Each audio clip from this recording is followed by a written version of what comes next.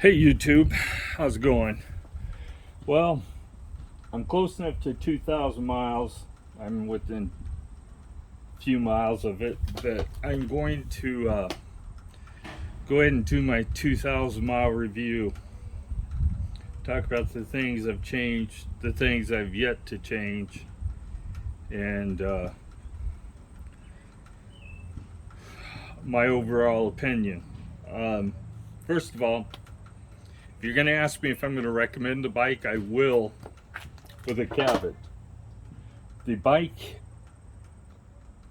and its intended purpose is perfect for what I wanted to do. Um, I wanted it so I could store it in my RV when we're traveling down the road without worrying about it rolling around in there. So I can fold this up, put it in its box, put it in the RV, and not worry about what it's going to destroy if the RV hits a bumpy road. Now, there's a lot of people out there I see on Facebook asking questions like, what kind of rack should I get for it? It's a fold up bicycle. You probably should have bought something else. If you don't need the bicycle to fold, it's one more thing that can go wrong that you don't need. So, if you're looking for a cheap bicycle, um, these aren't it.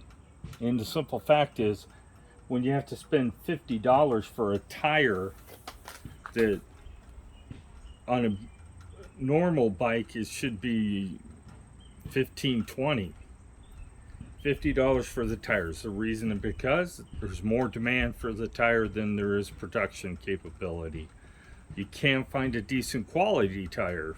Caveat 2, there is none out there.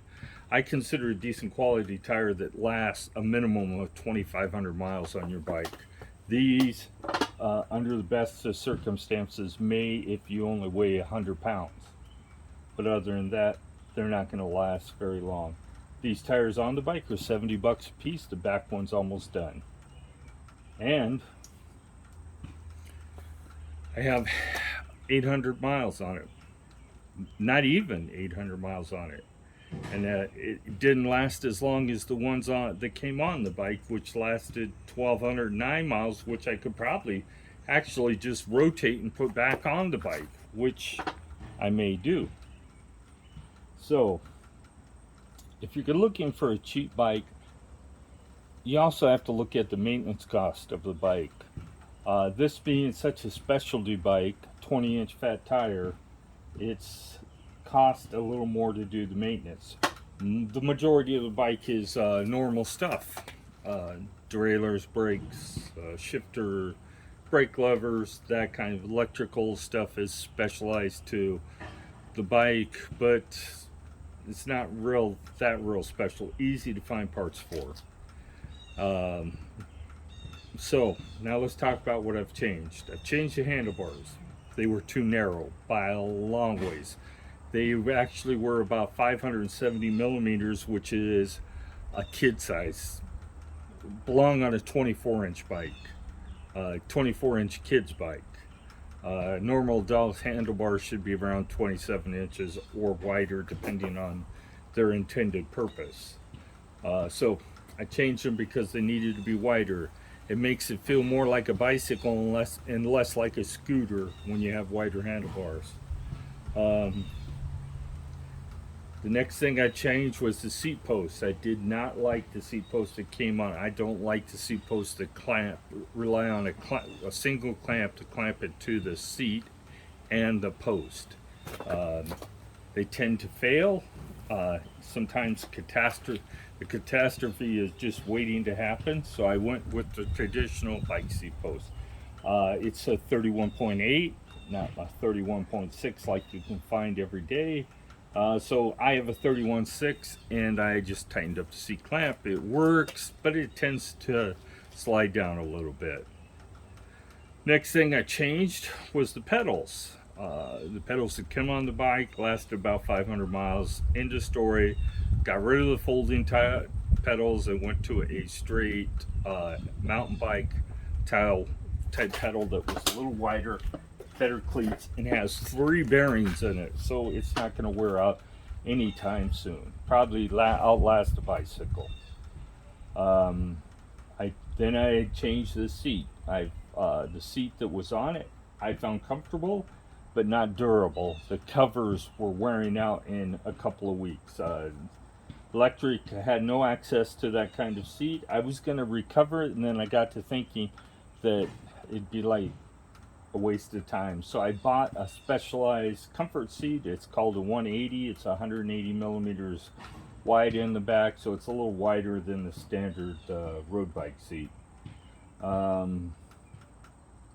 I twisted a crank and replaced it rather than trying to untwist it and straighten it out. It was $9 or $10 for the crank arm. It was the left side. And then I've replaced the tires. Like I said, these V tires, I would not recommend V tire at all. They won't respond. They won't give you any customer service, and the product is crap. There's no other way to put it. If you buy a V tire, you probably good luck with it. If it doesn't crack like these have, they're cracked around all the tread, the sidewalls. And it's not from being overinflated or anything. They're just not good quality tires. But the bike has held up well. I have 2,000 miles. I probably could have made, the only real changes I would have really needed to make are the tires, because they would have been completely wore out by now, and the seat and the pedals. So we have 3 things that had to be upgraded due to wear. The rest of it was just comfort and convenience kind of things. I really had to repack the front bearing because it was not packed properly at the factory. It was rough, the cones were too tight, and I haven't had a problem with it since. The only way to check that is to pull the front wheel off and see how it feels.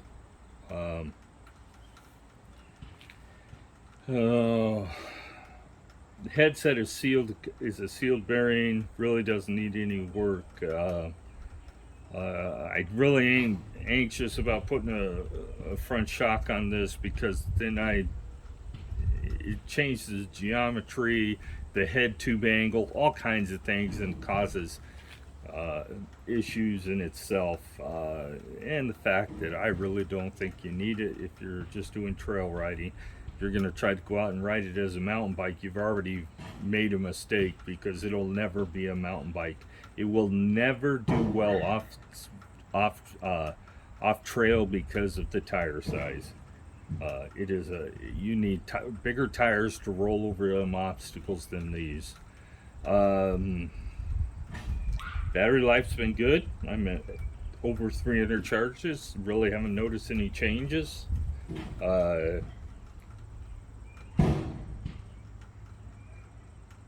And the bike does what it's supposed to.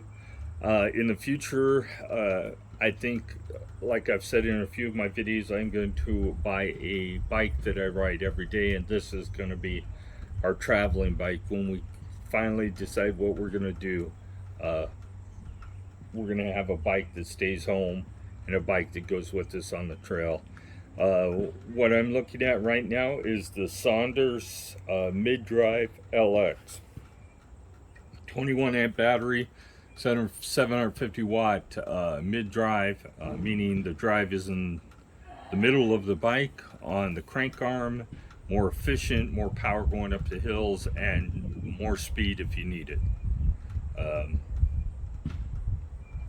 Bike climbs hills fairly well, but the steepest hill we have here in town, I have to put in 5, and it makes it to the top with me pedaling, and that's all I'm going to say about that. It ain't going to go up anything real steep for a long period of time before you kill the battery. Battery life is still about the same, 22 miles, give or take a little there, here or there. I weigh 295 fully dressed now, so maybe the mileage has increased. That's 25 pounds this year I've lost. So those of you considering the electric bike to lose weight, you can lose weight as long as you remember that you need to do the pedaling. Don't have to do all of it, but you need to do most of it. And I haven't changed my diet. It's not a result of dieting, it's just a result of exercising.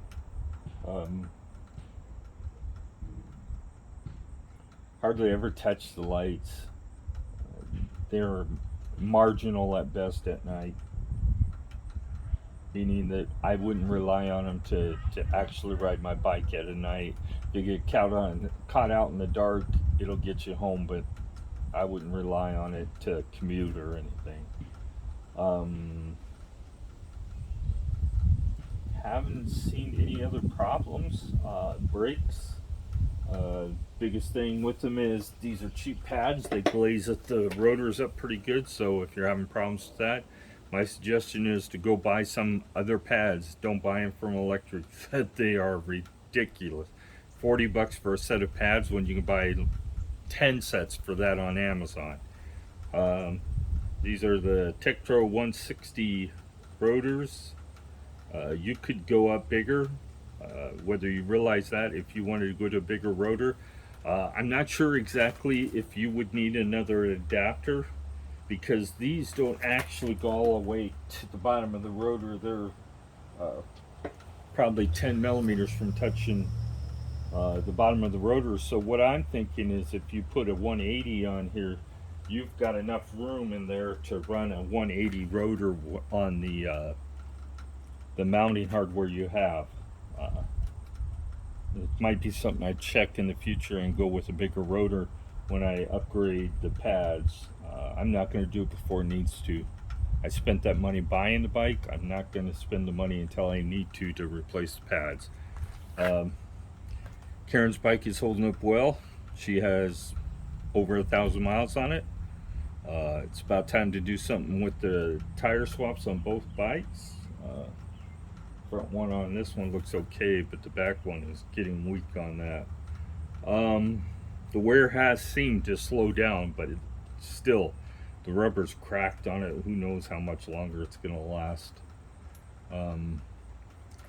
The only accessory I have on my bike is this cell phone holder, which Karen considered a necessity in the bag, which I've had for over a year. It's waterproof to a point. Don't count on it keeping your stuff dry in a heavy rainstorm. It won't.